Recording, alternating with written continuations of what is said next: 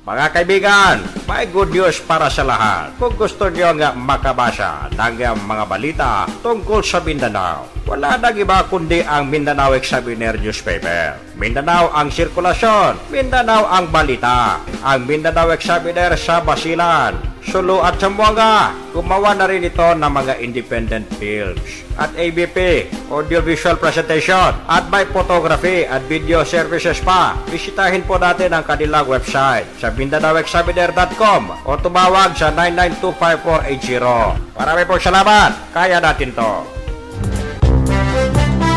Yuhuu! Gising! Gising na ba kayo? Nakatulog ba kayo? Napakainit mga kaibigan. Sabado. Mamaya Sabado nights. Dami naman pupunta sa Governor Kaminsabi niyo niyan sa Red Light District sa Zamboanga. Anyway mga kaibigan, welcome sa ating programa Radyo Mindanao, dito lamang sa Radio Philippines Network. RPN DXXX Zamboanga 1008 sa inyong AM band. At napapakinggan sa malaking bahagi ng Mindanao now. At sa iba pa, sa Tuguegarao City, sa Cagayan Province, Shortwave Radio 2. Umaabot tayo dyan. Ito po niya balingkod, Papaal, nagsasabing isang napakainit na hapon sa ating lahat.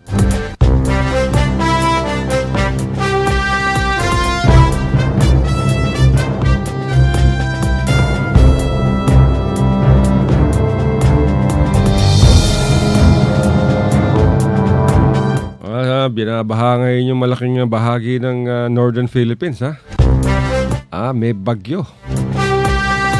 At naka-alpha alert na ngayon mga kaibigan ang buong Metro Manila. Kaugnay sa pananalasa ng bagyong Karen. Ganda ng pangalan pero bagyo. Ayon kay National Disaster Risk Reduction and Management Council spokesman Mina Marasigan, ang Alpha Alert ay isang klasifikasyon ng kahandaan ng mga iba't ibang local government alinsunod sa operasyon ng bagyo dyan sa Department of Interior and Local Government. Sa ilalim ng nasabing alert, dito nakikilos sa mga lokal na opisyal ng pamahalaan upang mabigyan ng sapat na babala at paalala ang mga residente sa kanilang nasasakupan kaugnay sa posibleng epekto dala ng tropical storm o ng bagyong Karen. Kahit nasa Northern Philippines yan mga kaibigan, apektado ang malaking bahagi ng Metro Manila. At maging mga social workers at emergency and rescue personnel ay nakaantabay na rin mga kaibigan sa agarang pag-aksyon at mabilis na pag-uulat sa update ng panahon. At inaasahan na magsisimula ang malakas na pag-ulan bukas dyan mismo sa Metro Manila.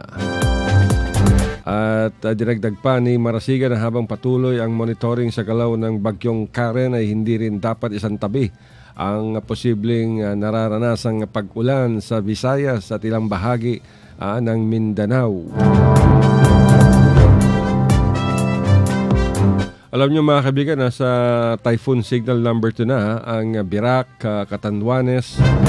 At signal number 1 naman ang nakataas ngayon sa 13 iba pang lugar dahil sa patuloy na paglakas ng nasabing bagyo.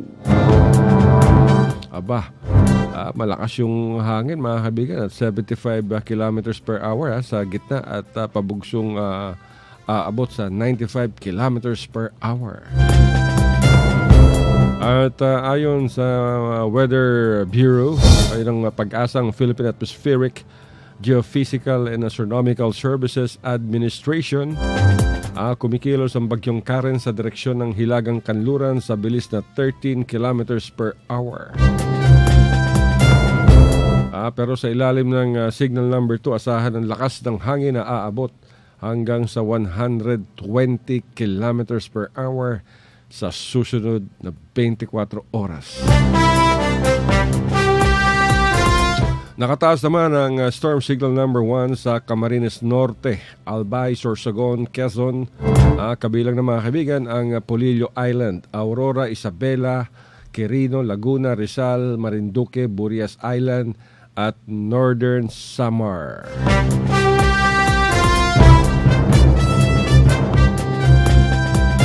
Kaya kung meron kayong mga kamag-anak dyan sa Northern Philippines at sa iba pang bahagi ng Visayas, kailangan sabihin ninyong maghanda na sila.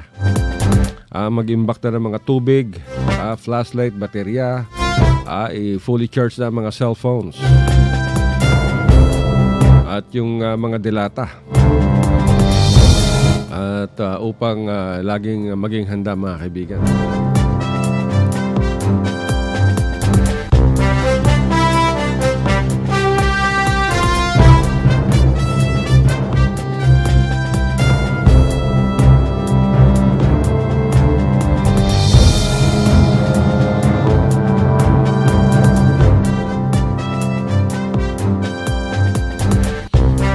Sa Zamboanga at sa iba pang bahagi ng peninsula ba kaibigan ay wala pa naman tayo nararamdaman tag-ulan pa. Maaaring magkaroon ng pabugso-bugsong ulan. Pero so far ngayon napakainit. Pati yung technical director namin dito pinagpapawisan. Nagpapaypay. Kung saan kasi pinalilinis yung aircon Ako, kita nyo, nagkasira-sira tuloy yung aircon namin dahil sa palpak na paglilinis.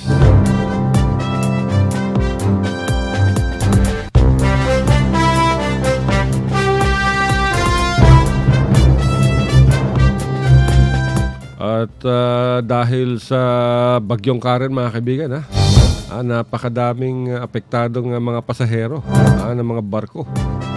Halos umabot na sa 4,000 ang bilang ng mga kataong stranded at hindi nakasakay, lalo-lalo dyan sa may Batangas Port. Saan pa ba? Sa Batangas, sa Catbalogan Port, sa Sorsogon yan. At gayon din sa Quezon, Oriental Mindoro, Albay, Catanduanes at Masbate. At sa ngayon mga kaibigan, mahigit ng 20 yung kanseladong mga domestic flights dahil sa masamang panahon. At karamihan ng mga ito ay yung bumabiyahe mula Maynila at patungong Bicol region. Kahapon lang inulat natin kahapon meron tayong natanggap na balita. Nag-capsize yung isang motorboat dyan sa bandang Siasi Island. Itong Siasi, isang bayan to ng lalawigan ng Sulu, na kung saan ay mahigit na 50 yung pasaherong nailigtas ng mga mangingisda at ng Philippine Coast Guard. Wala naman ay ulat na nasawi o nalunod mga kaibigan. Pero ang sinisisi ng Coast Guard ay yung operator daw ng motorboat dahil wala umano silang permiso na pumalaot. Pero hindi naman natin mabatid kung bakit hindi natunugan ng Coast Guard yung pag-alis nitong motorboat. Madaling magsisi. Alam naman natin na sa mga probinsya talagang maraming mga bangka, maraming mga motorboat, mga outriggers ang pumapalaot ng walang permiso sa Coast Guard. Hindi lang walang permiso, wala pang permit yung mga sasakyang pandagat nila. Kaya marami dyan wala rin mga life vest. Kaya kung talagang mamalasin at katulad yan at nag-capsize yung motorboat, halos nakakapit na lamang sila dun sa kanilang sasakyan. Wala silang mga vest.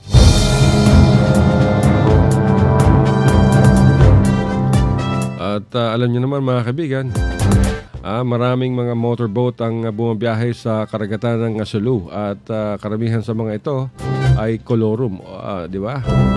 Ang mga motorboat ay bumabiyahe sa mga magkakalapit na isla.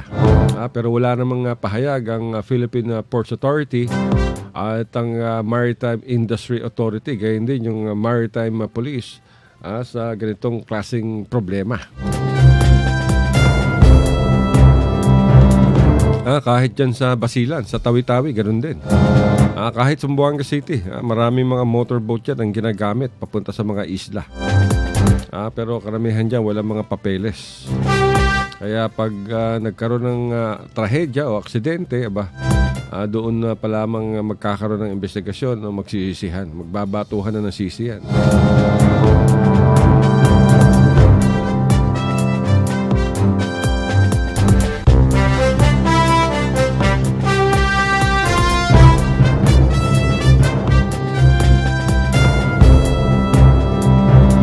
Kanina lamang mga kaibigan, may aksidente.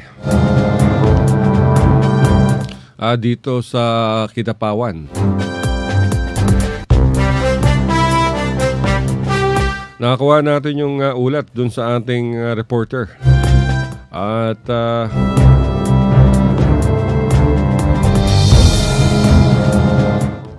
nagsalpukan yung isang motorsiklo at pampasaherong van.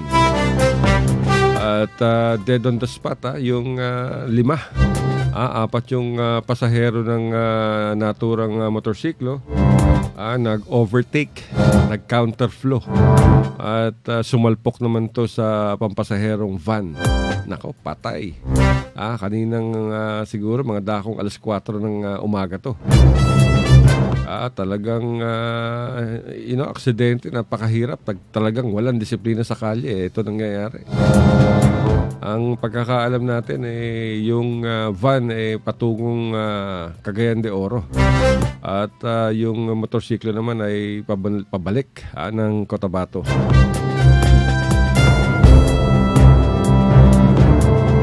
Meron sa atin ibinigay ng mga pangalan pero hindi pa natin ito sa publiko mga kaibigan hanggat walang kumpirmasyon yung Philippine National Police dyan sa Kidapawan. Sa ngayon ay patuloy ang investigasyon dito sa nangyaring sakuna.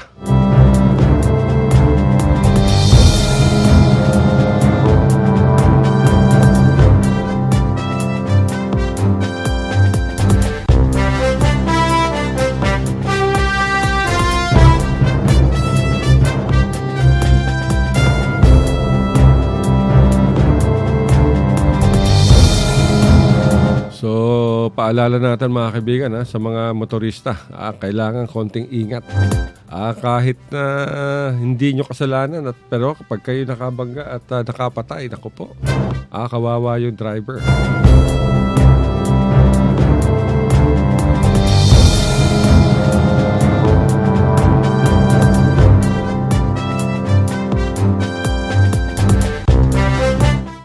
Alam nyo mga kaibigan, automatic sa sa ating bansa.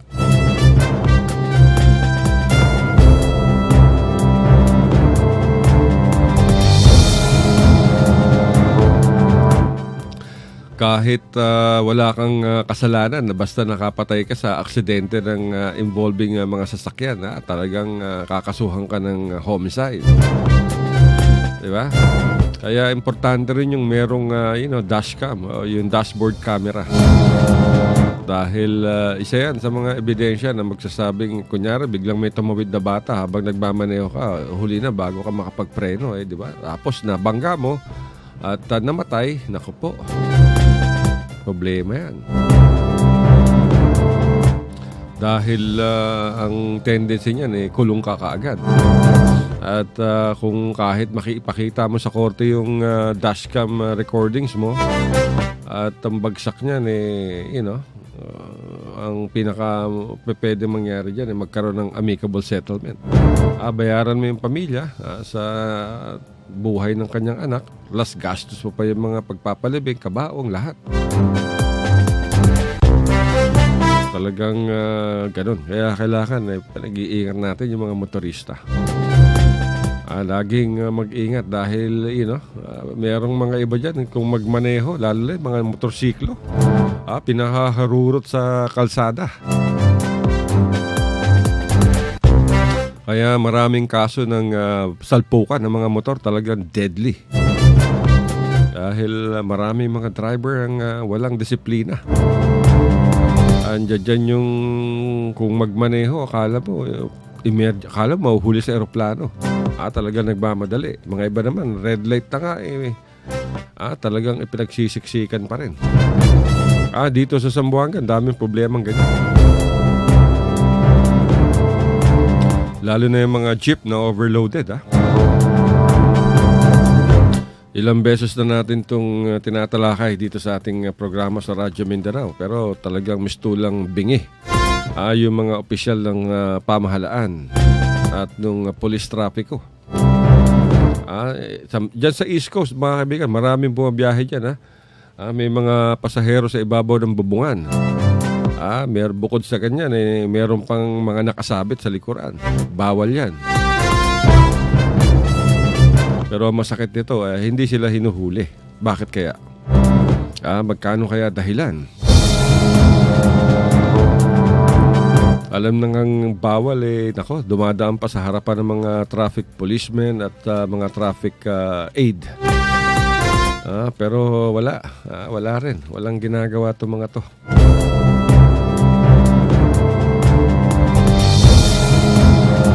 Idulog man natin dito sa Land Transportation Office, ganun din. Wala ka rin maasahan dyan sa LTO. Sabihin sa'yo ng mga official dyan, wala kaming tao. O kaya sa umaga lang yung aming sa umaga at hapon lang yung aming mga tao, sa gabi wala kami. Pero makikita mo minsan isang tumpok ng mga taga-LTO doon. Nandiyan dyan sa Tugbungan, nasa Don Alfaro sa Tituan, at hinuhuli yung mga tricycle. Kung hindi tricycle, yung mga cargo trucks. Pero itong lantaran ng paglabag sa batas trapiko dyan sa Zamboanga Highway, sa Putik, wala silang magawa. Lalo na rin walang magawa yung City Hall. Yung itong mga traffic enforcers, mga traffic aid under to sa opisina ng City Administrator. Na ngayon ay si Apple Go. Pero bago na yung City Administrator, ganun pa rin ang problema. Hindi natin malaman, mga kaibigan, kung bakit hindi nabibigyan ng solusyon o natutuldukan ang ganyang klaseng paglabag sa batas. Antayin pa ba natin na magkaroon ng malagim na disgrasya? Ang dami na na-aksidente dyan sa Zamboanga Highway. Maraming aksidente. Dahil iba't ibang traffic violation. Dyan yung maharurot ka, overspeeding. Dyan yung kung magmaneho ka, yung driver siguro, dapat to ipa-drug test ng mga driver. Walang nagsasagawa ng drug test sa mga driver ng mga pampasaherong jeep, sa mga driver ng UV Express, sa mga driver ng tricycle. Walang nakakaisip na ipa-drug test tong mga to. Bakit? Siguro walang pera, walang pondo. Diba, mga kaibigan? Ang daming mga motorsiklo, ang daming mga tricycle ang kolorum. Sa tindi ng dami ng mga kolorum na tricycle, hindi mo malaman kung talaga bang kolorum yan o sinasamantala nila kasi walang plaka ang maibigay ang LTO. Pag tinanong mo, asan yung plaka mo? Walang LTO. Asan yung registration mo? Naku, nandun pa, hindi pa nire-release. Diba? Ang daming dahilan. Kaya panahon na para magkaroon ng bumuo ang City Hall ng Traffic and Transport Management Office. Sa Davao merong ganyan. Hindi natin alam sa Zamboanga bakit wala Sangkaterba mga sasakyan dito. Ilang libo bang meron tricycle sa Zamboanga? 6,000, 7,000, 8,000, 10,000, 15,000. Tapos yung mga motorsiklo ngayon, sangkaterba. Talagang yung mga driver ng motorsiklo, saksak dito, saksak doon. Overtake dito, overtake doon, counterflow dito, counterflow doon. Ang dami. Libo-libo, tens of thousands yung mga motorsiklo ngayon sa Zamboanga. Kaya dumami motorsiklo dahil itong mga driver, mga ibang driver ng mga tricycle, mga swapang sa pera. Imagine, sasakay ka, maniningil sa'yo, parang taxi ang singil. Di ba? Kaya tuloy, napipilitan yung mga tao na mangutang ng motorsiklo upang makatipid sila sa pamasahe. Yung mga driver ng tricycle, talagang mga swapang sa pera, mga ganid. Yung hindi naman lahat, yung mga iba. Pero majority, lahat pare-pareho. Lalo na sa gabi. Pagdating sa gabi, sakay ka, kunyari, mula Ateneo, Purisima hanggang, Yubenko, Putik. Diba, sisingilin ka dyan, mga 60 pesos. 60 pesos, 60. Yan ang typical na singilan dyan. O kaya, mas mataas, 70, 75. Pag tinanong, bakit ang mahal? Gabi na. Bakit? Pag sa gabi, tumataas ba presyo ng gasolina? Di ba? Tapos may mga driver pang namimili ng mga pasahero. Kaya alam nyo mga kaibigan, basta merong mga tricycle driver na hindi kayo isinakay, naku, kunan nyo na litrato yung gamit ang cellphone nyo, yung kanilang plaka. O kaya yung body number ng tricycle at ireklamo ninyo sa LTO. Upang mapapanagot itong driver at yung operator ng tricycle. So maraming mga mapagsamantalang driver ng tricycle. 'Di ba?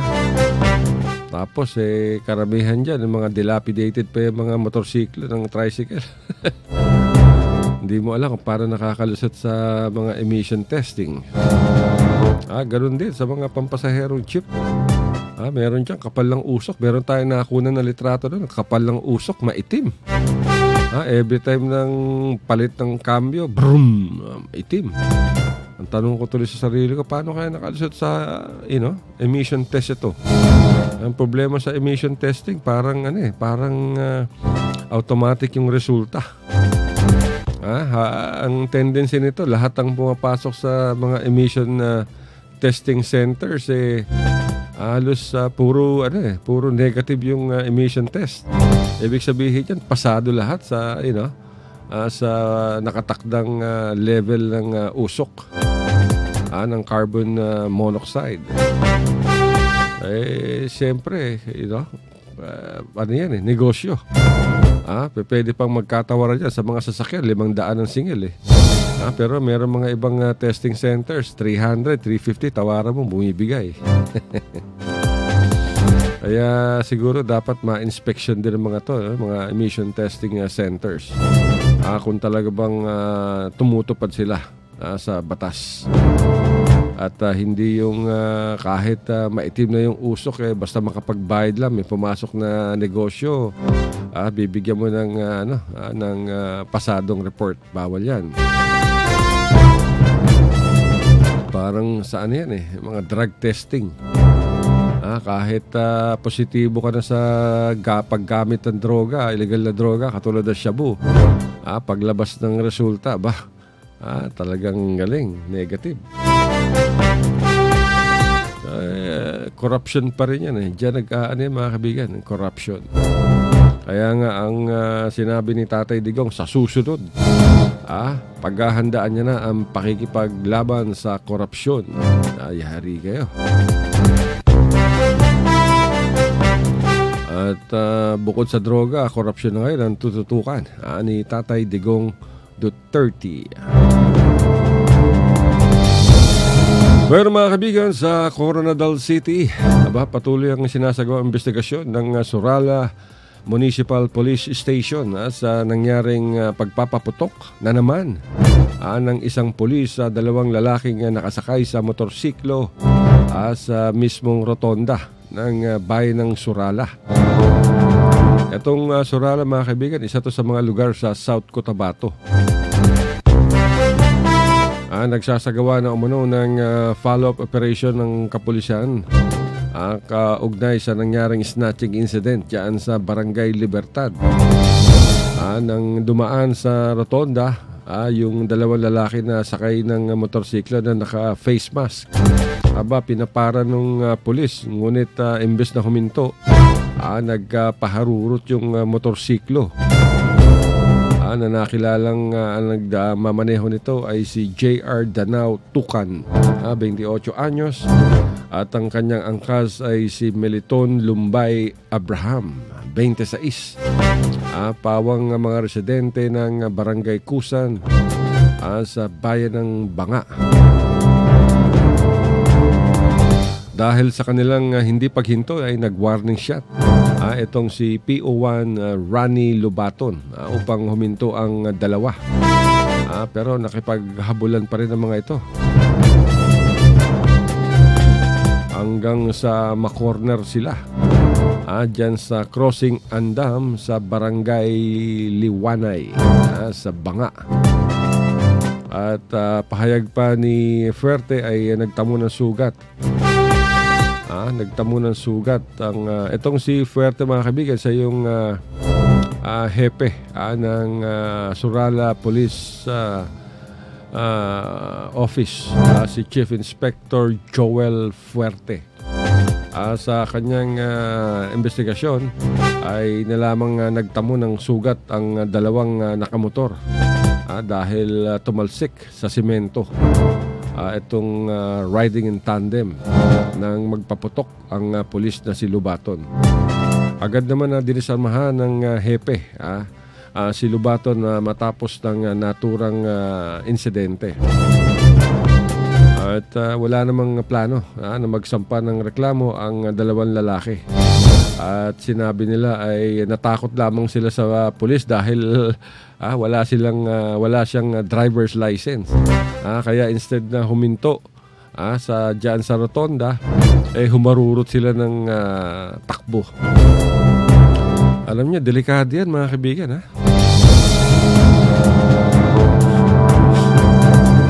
Dahil pag napagkamalang kayo, naku po.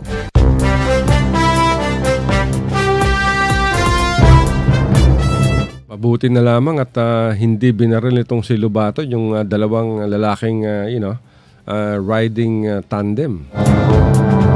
At sa investigasyon nga, kaya pala sila hindi pumara sa takot na ma-impound yung motor, ay humarurot sila. So maswerte na lamang at hindi sila pinuruhan itong si PO1 Rani Lubaton. So ngayon palagay ko nagkakaroon na ng isang investigasyon at wala ngang planong magsampa ng kaso yung mga biktima. Commercial ba tayo, mga kaibigan? Mga kaibigan, may good news para sa lahat. Kung gusto nyo nga makabasa ng mga balita tungkol sa Mindanao, wala nang iba kundi ang Mindanao Examiner newspaper. Mindanao ang sirkulasyon, Mindanao ang balita. Ang Mindanao Examiner sa Basilan, Sulu at Zamboanga. Gumawa na rin ito ng mga independent films at ABP, audiovisual presentation, at may photography at video services pa. Bisitahin po natin ang kanilang website sa MindanaoExaminer.com o tumawag sa 9925480. Marami pong salamat. Kaya natin to.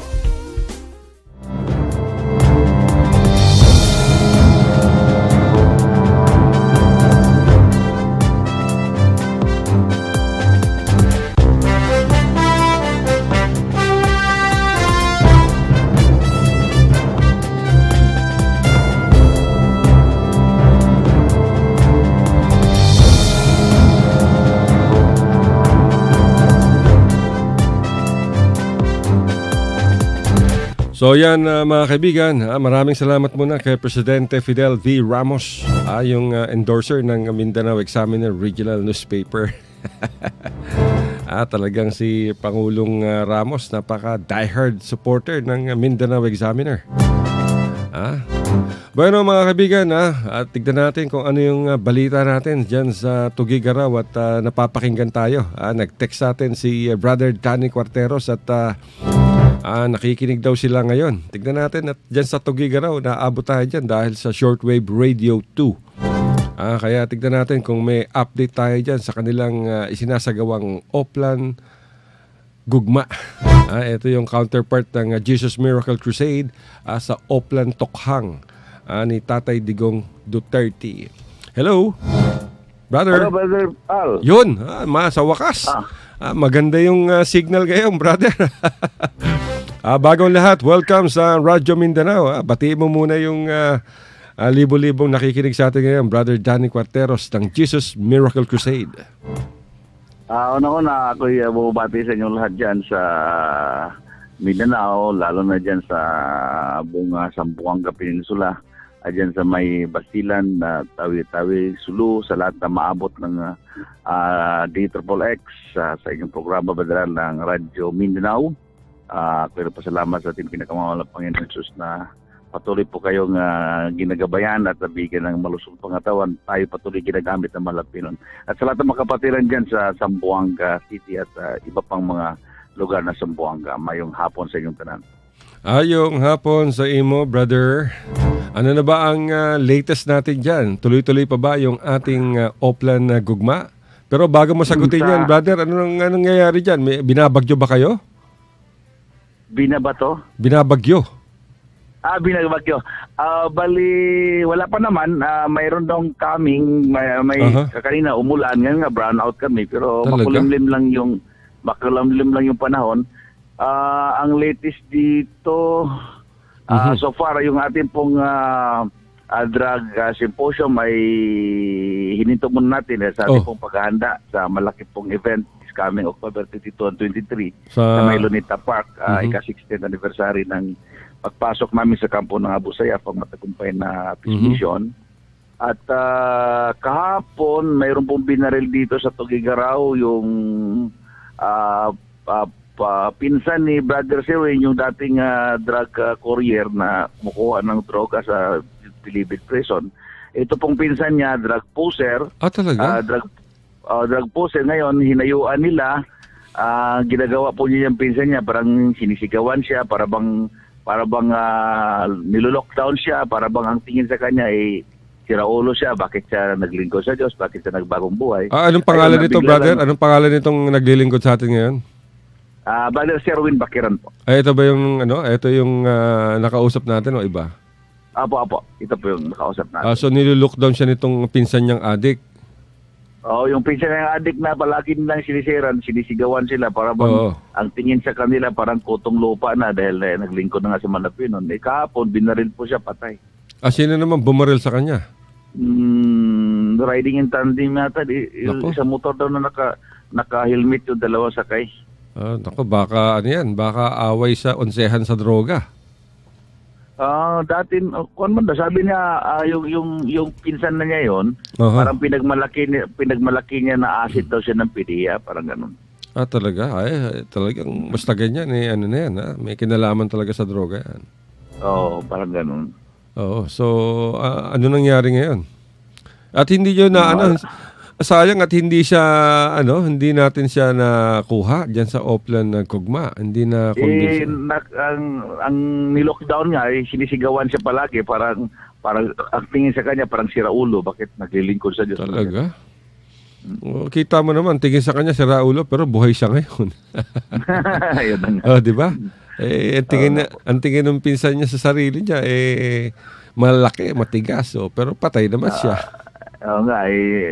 Sabi naman nila baka iba't ibang anggulo yung dahil dati ito habang nagpupuser, marami daw yatang mga pamilya ring winasak dahil babaero tapos lasinggero, nadami, complicated. At least at least nagtapos na yung kanyang landas, wala na tayong magagawa diyan. Pinili niya yung kanyang landas, di ba? Po. Nandyan sana yung gugma ng Diyos pero ayaw naman niya. Baka gusto niya shabu. Gusto niya yung mag-enjoy life. So bakit natigil yung ating forum? Dahil sa papalapit na event sa Grandstand sa Maynila. Dahil yung lahat ng mga participants sa drug symposium on fasting kami.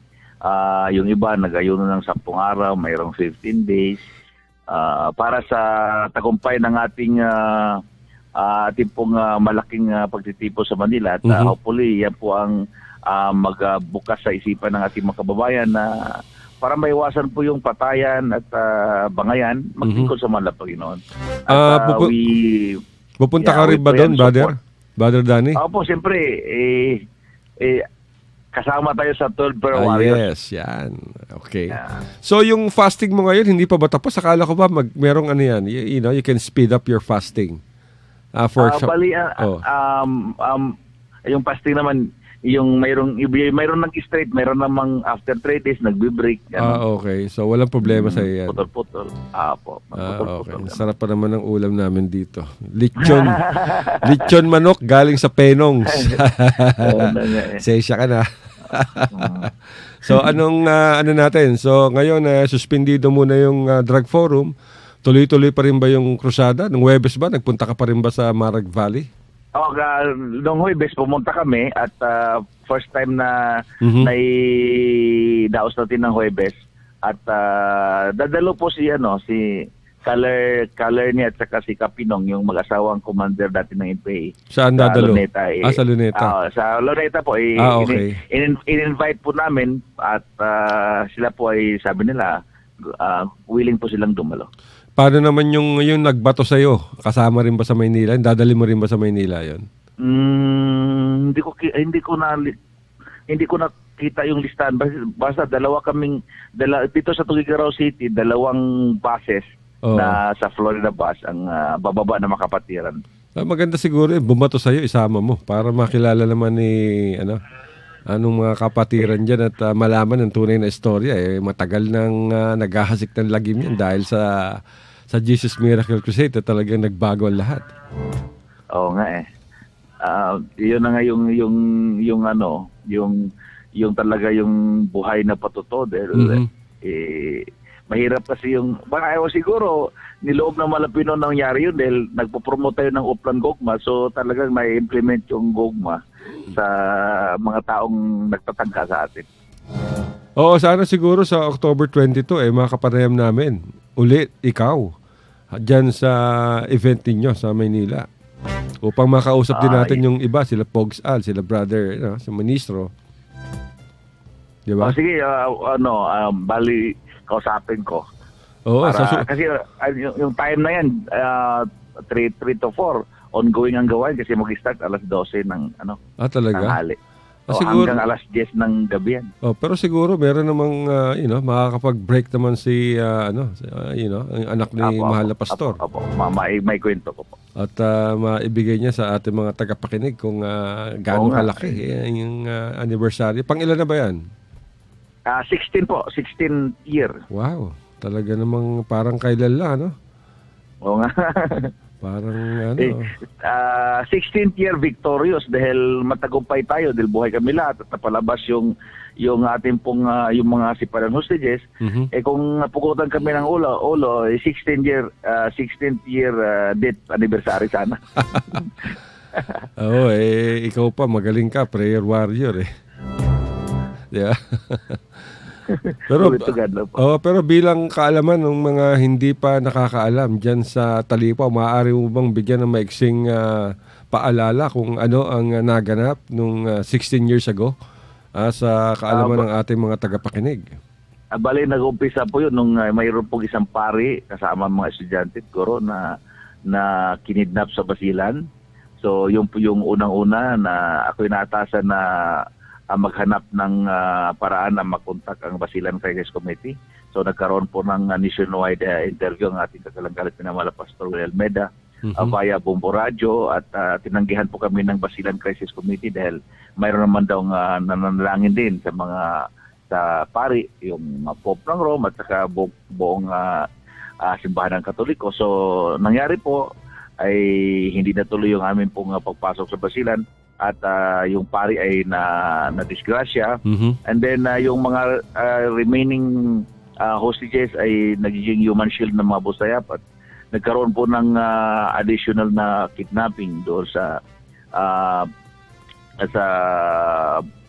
sulong na po ito sa Hipadan Island. So yun na po yung panahon na inutusan ako ng mga pastor na papayag man ang gobyerno o hindi, papasokin namin. So pinaghandaan sa pamagitan ng ayuno. Ang ating pong malapastor ay nag-fasting for 40 days. Ang inyong lingkod ay 10 araw. Pagka 7 days, ako po ay tinawagan at sabi niya, ako na ang manalangin para sa iyo, mauna ka. So nauna po ako sa sulo at in-arrange lahat hanggang nakontak ko yung mga Abu Sayyaf. Ilan kayo, brother? Ilan kayo? Initially, ilan kayong nagpunta sa Sulu? At paano ninyo nakausap yung Abu Sayyaf? Ito sila Commander Robot. Pagpunta ko doon, pinahanap ako ng Abu Sayyaf, nagtanong-tanong ako, hanggang nakontak ko si Sini Masong, station manager ng Radyo ng Bayan ng Hulo. Si Seni Masong, oo.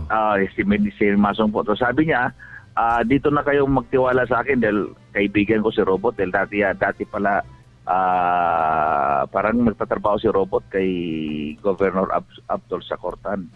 So, ayun, tinawag ko si Malapastor, biglaan, napunta doon. Tapos, instead na Lunes yung balak namin magkita ulit ni Sinimasong, pero dumating si Malapastor July 1, Sabado po yun. At ayun, biglaan na. Pagdating ko doon, sabi ko, wala si Sinimasong yung kontak ko. Sabi ni Malapastor, within 30 minutes, antayin natin. Wala namang cellphone doon, walang signal. Biglang dumating si Sinimasong. Talagang kalooban na malapit doon. Tapos sumakay kami sa FX na sasakyan ni yung isang board member doon. Tapos, ayun, pinasok na namin yung Bandang, yung barangay Bandang, Talipaw. Ilang kayo? Ilan ang kasama mo? Maliban doon sa tatlong naiwan, 12 kaming kasama si Malapastor, 13 kami.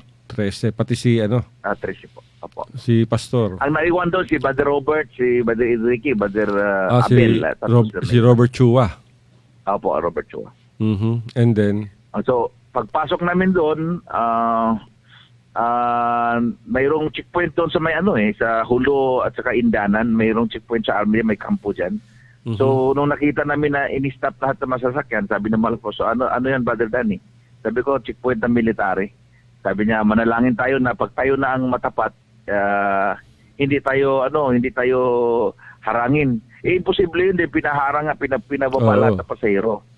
Nung kami na ang matapat, totoo nga, hindi kami hinarang, parang nag-signal na go, hindi na tiningnan sa loob. Kung tiningnan sana sa loob, baka maharang kami doon. Tapos tuloy-tuloy, pagdating nun sa namin sa Bandang, hindi mapasok yung parang pinaka-kampo na Abu Sayyaf dahil maputik. Lumipat kami sa isang truck na kargahan ng kopras, doon kami sinakay, hanggang dinala kami doon sa lugar na doon nilagay yung Sipalan hostage, na yung may mga kubo-kubo doon. Pero wala na sila, minove na sila sa ibang area. So doon kami nilagay. Talaga? Pero nung ano ba ang dahilan kung bakit ninyo pinasok yung Sulu? Dahil ba sa mga bihag o dahil gusto niyo ikalat yung yung salita ng Diyos? Una-una dahil sa bihag, dahil kung wala po yung mga hostages, hindi po kami pupunta doon. Kasi yung una-una noon, yung pari na hinostage, yun yung unang balak na papasok ang malabas. So, una-una dahil sa bihag. Tapos, pangalawa na yung pangangaral ng Ebanghelyo dahil hindi naman kami makapunta doon kung wala po yung hostage crisis. So, and then, what happened after that? Namigay daw kayo ng mga Biblia along the way? Biblia along the way? Bali, pagdating namin doon, kasi pinaghandaan ngayon, mayroon kaming dalang mga leaflets na naka-address talaga na parang krusada. Nakakuha talaga na krusada sa Talipaw yun, Bandang, nakalagay talaga doon, Bandang, Talipaw, Sulo, Crusade. So, yun yung pagdating namin doon, pinamigay sa mga Abu Sayyaf, binasa nila. Doon nag-umpisa na parang ma-irritate sila dahil siyempre nangangaral ka ng Ebanghelyo, iba naman yung kanilang Tapos, yun na, nung nakita nila na nangangaral na kami, yung iba, sabi, pukutan kami ng ulo. Dahil ba't iba na nga. Tapos, yun na talaga yung final decision namin nila dahil nakita nila na mayroon kami dalang Biblia, death penalty talaga. So, pagka July 3, schedule kami pukutan ng ulo. At yun naman ang araw na nag-meeting muna yung mga Abu Sayyaf. At kami naman, pangatlong araw na namin na absolute fasting, walang kain, walang inom ng tubig. Maliban doon sa ayuno nang hindi pa kami pumasok. Biglang nagbago yung isip ni Commander Robot. Sabi niya, patayin na lang natin sila sa pamagitan ng kanilang pagpapasting dahil pangatlong araw na kami hindi kumakain. So dinagdagan pa ng 2 araw. Dinagdagan pa ng 3, so naging 5. nagdagdag pa ng 2. So naging 7. 7 days without water and food. Na-survive po namin yun. Oo. Doon po nagbago yung isip ng mga Abu Sayyaf na hindi kami military intelligence, hindi kami padala ng gobyerno, kundi mga lingkod kami ng mahalapit. Pero nagdadasal pa rin kayo nung nandoon kayo sa grupo ng Abu Sayyaf? Opo, yung unang pagdating doon pala sila nagalit dahil nagkrusada talaga kami doon. Nagdala ako ng megaphone, mayroon nagdala ng gitara at nagpuri kami doon at tinututok nila yung Armalite sa amin, pinapuputok-putok tapos tinututok. Hindi kami huminto, nagpuri kami, kumantan ng mga joyful songs, solemn songs, pagkatapos nangaral ang mahal na pastor. Kung gaano katapang siya mangaral sa television, ganon din siya katapang doble pa doon sa kampo ng Abu Sayyaf. Talaga? And then, bale, so hinuli na kayo doon. So, how many days kayong being held by the Abu Sayyaf? Bale, sa loob ng 3 months, July 1 to October 1. So, 3 months yun. Sa loob ng 3 months, hindi po kami binawalang mangaral. So, nandun lang kami sa kampo nila, kaya lang malaya kaming mangaral. Hindi naman nila kaya kami ipahinto. So, ang ginawa namin, kasi every week nagpapalit-palitan ng mga Abu Sayyaf yung nagbabantay sa amin dahil naging kaibigan namin ng Abu Sayyaf after mga ilang araw. So halos lahat sila na ipanghiliwan namin lahat, one-on-one na evangelization, nangangaral kami sa Ebanghelyo ng Kaligtasan. So wala silang magawa. So kung yung iba nga yung hindi nakakalam ang tingin sa amin hostage, pero paano ka maging hostage nakakilos kayo ng maayos. Malaya kami nangangaral ng Ebanghelyo sa kanila. Yun lang, nandoon kami sa kampo nila. Okay. So paano naman kayo nakababa? After nakababa na yung mga sipadan hostages, nagkaroon ng military assault. So, siyempre, pagka military assault, naglipat-lipat ng mga lugar. Tapos, hanggang naidala doon sa may parang isla ng Indanan, doon na nilagay yung grupo. Then, at that time, nasa baba na ako. So, 14 na mga Abu Sayyaf ang naka-assigned. So, ang aming kasama na si Brother Fernando Sulon, sabi ni Malang Pastor, ikaw ang gagamitin. Hindi niya alam kung sa anong paraan. Kaya lang nung parang pumasok sa kanya na sisipat siya, parang aalis siya doon sa grupo. Sabi niya, mahal na Panginoon, kung kalooban itong nasa isip ko, mapulan ka dahil talagang mainit na panahon na yon at saka nauuhaw din sila. So, biglang umulan ng malakas. Tamang-tama naman na hininto na yung pagpasting nila ng 3 days. Hininto na yung pagpasting nila ng 3 days. Tapos, nagluto sila ng lugaw. Ang nilagay doon yung tubig ng dagat. Hindi nila makain yon. Nung umulan ng malakas, ayun, nasaod nila yung ulan, nakain nila yung lugaw, nagkaroon sila ng kalakasan. So, ang ginawa naman ni Fernando Sulon, mga alas 10 ng umaga yun. Pagka alas 3, sabi niya, Malapinon, i-confirm mo, magpaulan ka uli. So, umulan ng malakas ng alas 3 hanggang alas 6 na ng gabi, maggabi na. Ayun, bigla siyang naisipan niyang maligo. Inubad niya yung kanyang damit. So, kumpiyansa naman yung Abu Sayyaf dahil maligo nga siya sa dagat. Nung nagabi na, mga alas 5, alas 6 na, sumibat na siya. Ayun. Pero ilang beses ka rin nakababa, di ba? Baba, panik. Ako yung akit pa na, lahat ng si Asarok, si Ambassador. Ako yung nag-escort sa kanya, hindi alam ng gobyerno. Libyan Ambassador. Tapos yung anak ni Gaddafi, ako din nag-escort sa kanya para makausap niya ang Abu Sayyaf. Okay. Alright. So, yan ang... So, nung paglabas nyo, ano nangyari? Diretso na kayo ng Zamboanga kagad? Yun na nga, yung nangyari, nung nakalabas na si Brother Fernando, nasa lubog niya ang mga sundalo, binaril pa nga siya dahil napagkamalang Abu Sayyaf siya. Dahil yung suot kasi niya, hindi na damit ng Krisyano, nakakita siya ng kubo, naghanap siya ng damit doon, sinuotan niya yung available na damit doon. So, nung nakita siya ng sundalo, binaril siya. Bakit naman siya biglang binaril? Hindi siya natamaan. Tapos, sabi niya, Jesus Miracle Crusade ako. Sabi naman ng isang sundalo, mag-memory verse ka nga. So, nagbanggit siya ng bersikulo. So, naniwala sila. Dinala sila sa kampo. Okay. At tapos, nag-request siya ng 2 helicopter. So, yung helicopter na yon, yun yung isa, yun yung nag-ikot-ikot para matabo yung mga Abu Sayyaf. Nagtakbuhan yung mga Abu Sayyaf, iniwanan yung grupo namin. At yung isa naman, yun yung nag-look out, tapos tinawag sa ground force. Yun, nung umalis na yung grupo, nasa lubong ang mga sundalo. Imagine, after 3 months, ha? Nga po. Grabe, talagang magandang gawing pelikula yan. Dapat merong producer dyan, Brother Danny. Dahil merong libro yan, di ba? Naisulat siya sa libro. Sino ba itong sumulat? Miracles in Moroland po. Oo, yung Miracles in Moroland. Alam niyo mga kaibigan, nagkaroon ng isinulat to ng isang Amerikano, di ba? Isang libro. Tapos anak ni Bishop Samuel Smith yung junior. Si Sam Smith, isang professor na police ng New York yata. New York. Napakagandang story yan. Very inspiring. Dahil dyan nagpapakita yung tibay ng pananampalataya ng isang tao sa kanyang Panginoon, di ba?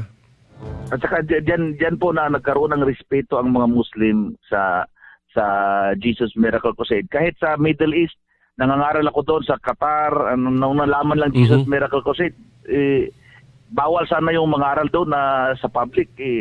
Okay siya, sabi niya, don't disturb them, they are different. Sabi nung mutawa doon sa mga security guard na uhuli sana sa amin dahil nag-Bible study kami doon sa may T-share security group sa loob ng compound. That's good, So sayang at hindi rito na i-launch sa Zamboanga yung librong yan. Ikaw natin, i-propose natin. So yan ang inaasahan natin. So sino mga dadalo sa pagtitipon sa October 22 hanggang October 23? Buong kapatiran ng Luzon, Visayas, Mindanao, yung lahat ng mga preachers, mga workers, at mayroon pong galing po sa iba't ibang bansa po. Bali, how many people are we expecting here? Mga ilan libo to, rather? Yung dati naming pagtitipon dyan, umabot ng 30? Basta puno yung lunita malaking yan. Mga kalahating milyon siguro, gano'n, no more than that. Oo, sana makadalo, etong si Tatay Digong Duterte. Napadala niyo na ba ng formal letter? O kaya kahit man lang kay Secretary Martin Andanar or any of their representative? Mayroong naglakad yung kaibigan ko na may contact doon kay Secretary Andanar at yung iba pa, yung Abilia yata yun. Si spokesman. Na talaga sana makadalo, di ba? Kasi Digong needs miracle. Talaga? Bakit? Miracle na itong binibigay ni Tatay Digong sa atin, di ba? Itong kampanya laban sa droga at susunod, kampanya laban sa korupsyon. Yung sabi nga ng Malapin, for without me, can do nothing. Talagang kailangan niya yung mga, sabi nga, narinig ko sa kanyang speech. Huwag niyong galawin ang mga taong makadiyos. Ako makalaban niyo. So, referring to yung mga taong totoong nagliligo sa Malapin noon, talagang malapit sa puso ni President Duterte. Okay. So, that's good. Meron bang mga VIP na dadalo pa bukod sa mga kapatiran? Lahat naman VIP sa atin government people, brother. Okay, siguro dahil binigyan tayo ng 2 araw, parang himala sa amin yan dahil nung past administration pumasok pa ako sa Malacanang, hinaharangan, talagang hindi nakarating daw ni Pino yung sulat namin na gamitin ng luneta. Kaya makikita mo yung iba ang pagbabagong nagaganap ngayon sa ilalim ng At saka sabi nung former pare na si Brother Niles Brosi, si Archbishop Hernando Brosi, na sabi niya, isa po siyang spiritual advisor ni Digong, sabi niya, hindi naniniwala sa Katoliko ito si Digong, ang pininiwalaan niya isang pastor. Sabi niya. Wala na rin yun, si Pastor Apollo Kibuloy. Hindi niya nakakausap Hindi po si Kibuloy ang tinutukoy. Ang tinutukoy siguro niya si mahal na pastor dahil si Niles Brosi, member ng Jesus Miracle Crusade. Oo nga pala. At saka yung tapang ni Duterte ko minsan parang ginagaya niya sa mahal na pastor. Oo nga. Sige. Patapos na tayo. Imbitahin mo sila, brother, na dumalo. Sa lahat ng mga nakikinig na gustong dumalo sa pagtitipon sa October 22 to 23. Go ahead, Brother Daddy. Una, in behalf of the Jesus Miracle Crusade International Ministry, headed by our beloved Honorable Evangelist Pastor Wiltis Almeida and the Prophet of God, ako po'y nagpapabot ng imbitasyon Una-una sa ating mahal na Pangulo, alam ko napakalakas yung programa mo at nakaabot hanggang kasulok-sulukan ng Malacanang yan. Abot langit pa dahil sa ating programa. So sana dadalhin ni President Digong ang kanyang mga kasamahan. At kahit ang ating mga senador, congressman, governor, mayors, ang armed forces, ang Philippine National Police, New People's Army, lahat ng mga all walks of life, beloved Muslim brothers, kasi kasama sila dito. Ang mga Abu Sayyaf nga, part na hindi talaga maiwasan na mababanggit din namin yung kabaitan ng mga Abu Sayyaf nung nandoon kami. Lalo na si Commander Robot at saka iba pang mga Abu Sayyaf na liwanagan yung kanilang isipan nung habang nangangarap kami ng Ebanghelyo ng Kaligtasan. Yung nangyayari nung year 2000 ay sabi nga the greatest mission na ginawa ng mga Kristiyano sa mga kaibigan o ating pong mga kapatirang mga Muslim brothers dito sa Pilipinas, na ito po nagpapatunay na kaya po nating magkaisa kahit anong reliyon, basta nangingibabaw sa bawat isa yung pag-ibig o yung gogman na sinasabi. Sabi nga ng mga pastor, pumasok kami sa kampo ng Abu Sayyaf dahil sa pag-ibig ng Diyos na siyang nagtulak sa amin. Okay, maraming salamat Brother Johnny Cuarteros, ang prayer warrior matipuno, macho, magandang lalaki ng Jesus Miracle Crusade. Yung fasting natin, brother, huwag kang magbe-break, ha? Bali yung ating palang gawain dyan sa may Integrated Bus Terminal harap mismo sa may Barangay Bualan. Lahat ng mga tagasunod mo, Brother Al, imbitahan namin na dumalo. May gawain po tayo bukas yan. Alas 8 umaga ng umpisa. Ayos. Maraming salamat, Brother Danny Cuarteros ng Jesus. You, thank you very much, brother, ng Jesus Miracle Crusade. Maraming salamat po. Wala tayong oras. Inabot na naman tayo ng alas 4. Pero mga kaibigan, maraming salamat po sa inyong pakikinig sa amin sa isang oras. Dito lamang sa Radyo Mindanao. Ito po niya balingkod, si Papa Alag, sasabi isang magandang hapon. Ingat po tayong lahat. I love you, Mama. Chup chup. Bye-bye. Take care.